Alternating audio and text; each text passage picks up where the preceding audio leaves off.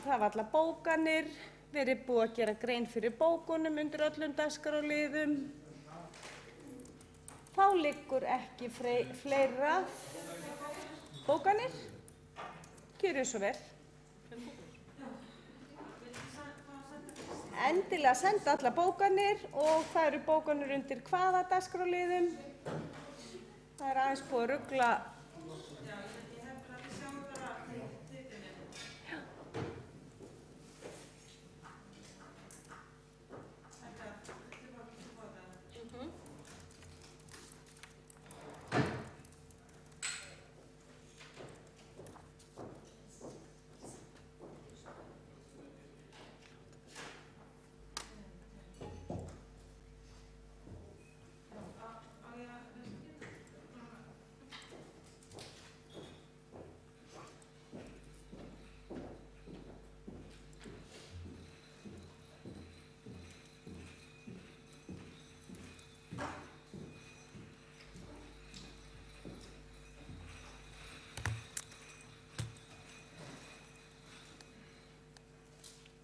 Ég geri þá grein hér fyrir bókunum.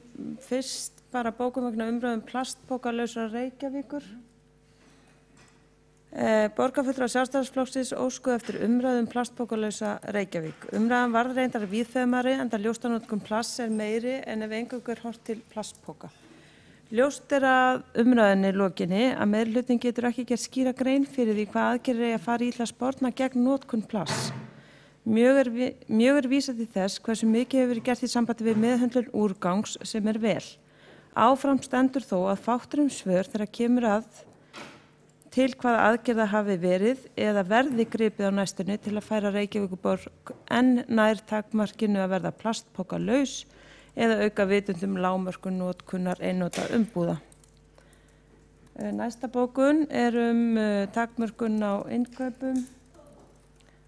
Gríðarlegt magn óumhverfisvænna plastagna berast í sjó við Ísland. Reykjavíkurborg ber þar mikla ábyrgð sem stærsta sveitarfélagið og sem stærsti eigandi Orkuveitu Reykjavíkur sem hefur umsjón með fráveitumálum. Fulltrúar Sjálfstæðisflokksins lögðu fram tillögu í stjórn Orkuveitu Reykjavíkur þar sem lagt til að undirbúningur verði hafinn að því að lágmarkaða magn sem fer út í gegnum skólphreinsinstöðvar. Í magn plastagna Í samræmi við það eðlilegt að Reykjavík sem kaupir inn vörur fyrir milljarða ár hvert taki skýra afstöðu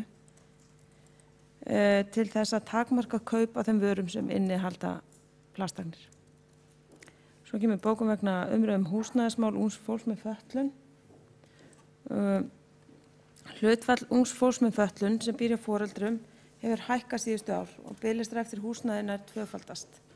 Reykjavíkurborg hefur ekki brugðist nógu vel við vandanum og glímir nú við uppsöfnun og mikið álag.